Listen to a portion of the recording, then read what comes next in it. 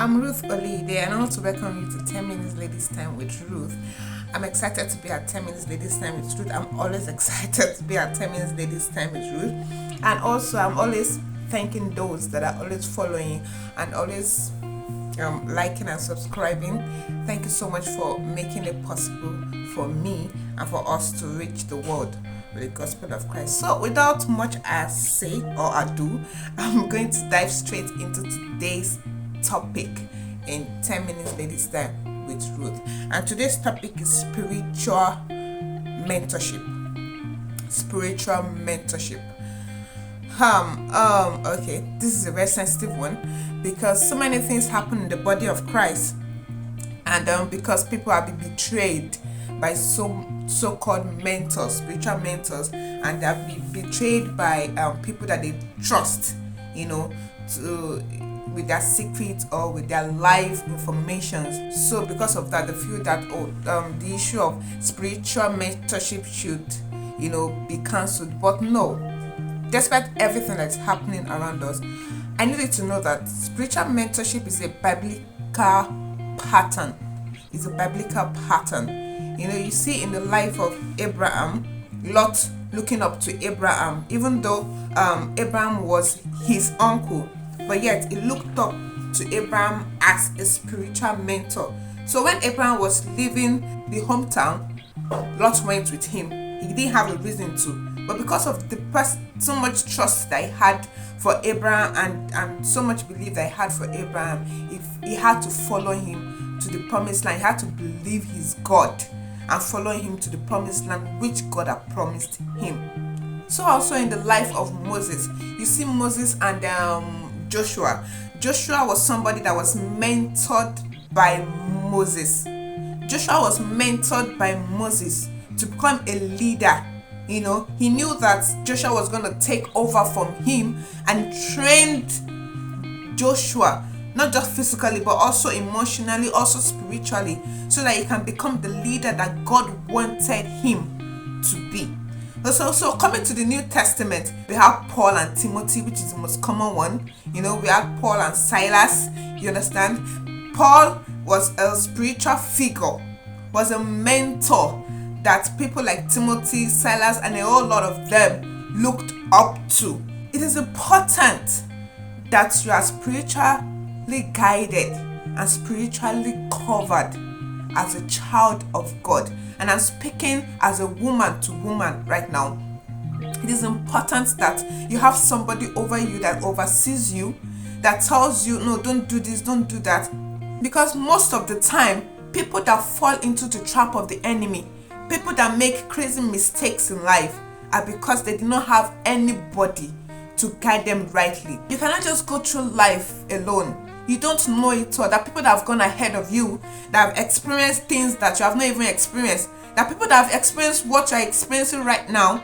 There are people that can guide you rightly and say, oh, don't go this path. You can go in this path. You cannot go in this path. If you go this way, you get burnt. There are people that have experiences, not just life experiences, but they have spiritual experiences. They can tell you the encounters that they had in their journey, in their spiritual journey. They can put you through.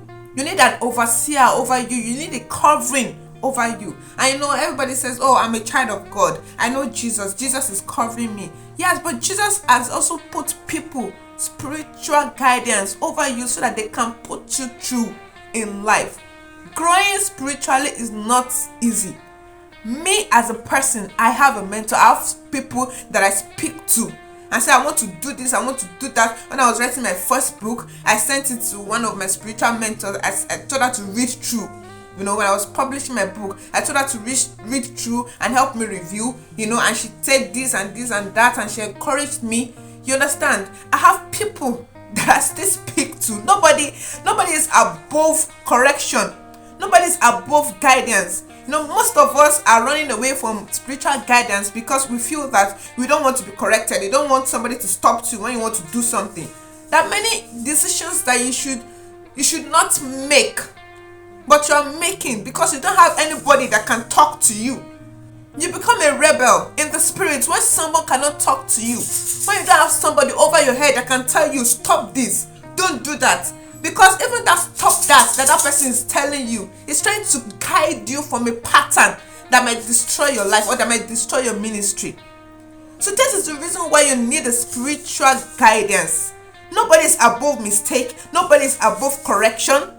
As a child of God, you need to be guided, especially as a young woman or even as a grown-up woman. Many of us are newly married, and you don't even, many things are happening in your marriage that you're just wondering, is this how marriage is? There are people that have gone through marriage.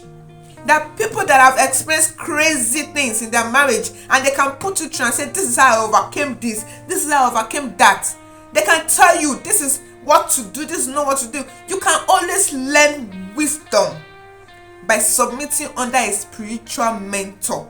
It is important, it is very, very important that you don't just run your life without anybody to caution you, without anybody to tell you. Even apart from caution, you need somebody to encourage you in the spirit.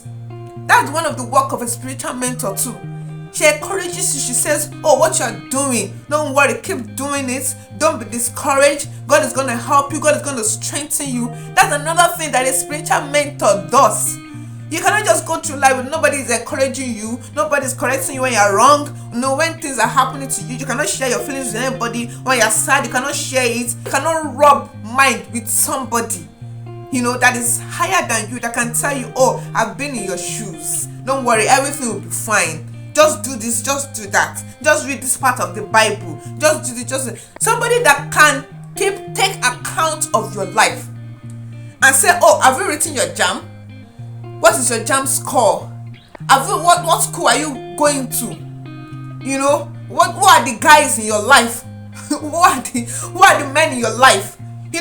Such a person, when you think of such a person, you will be afraid before you make a wrong decision. You see that person's presence in your life is already a caution. Nobody can live life, no Christian can live life without a spiritual guidance. Now, what should you look out for in a spiritual guidance? One of the things that you should look out for in a spiritual guidance is that, is a person matured in the spirit? Is this somebody that is vast knowledge in the things of God, has depth of knowledge of God, has depth, not just somebody that will every small thing will be criticizing you, but somebody that is matured in the spirit, that knows how to handle situation well. Okay, and I said something earlier. I said most people have lost confidence in spiritual mentors because they feel that their secret is no more safe. That's part of immaturity that we're talking about. When somebody cannot trust you, a growing up child of God came to tell you that, this is my struggles in this Christian race, and then you go behind the person's back and you start saying, or you use the person to preach. That is wrong. But it doesn't mean that there are not people out there that are matured and that can guide you rightly. You just pray to God to guide you rightly, to find the person that God can use for you in your life, the person that God can use to help you balance in life. So a spiritual mentor does not necessarily have to be a pastor. If it's a pastor, good. If it's a male, good. If it's a female, good. Do you understand? But a spiritual mentor have to be somebody that has a knowledge of God, someone that knows God, someone that knows the way of God, somebody that has a track record, and can say that this is so year to so year I have walked with God. These are the things that God has taught me. Somebody that can account for his or her failure or his or her success, in this part of righteousness. That is someone that you can call a spiritual mentor. One of the things that I regretted growing up was that I didn't really have people that I look up to, as spiritual mentors. So most of the problems I was going through that I couldn't even share with my parents, I internalized them. Even till now, I'm hardly open to people because growing up, I didn't have anybody that could share. I didn't have somebody like a mentor, that could share, my life experience with, or my Christian journey with. So most of things, I just internalize it, and it really affected me growing up. I don't want you to be like that. Look around you. Look around you for that person. It may be in your church. It may be anywhere. It may be somebody that you even admire from afar.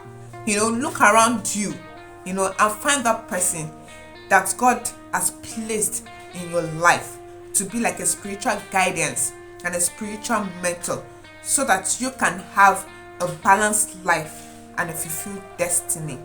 Thank you so much for joining me this morning for another session of 10 Minutes Ladies Time with Ruth. I had a great time, and I know that you did too.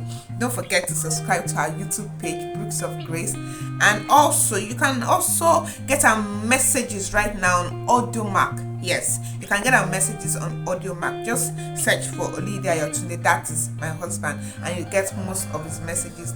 They'll be blessing me massively, so you can get most of his messages too. Thank you so much for joining us. See you again next week for 10 Minutes Ladies Time with Ruth. Bye.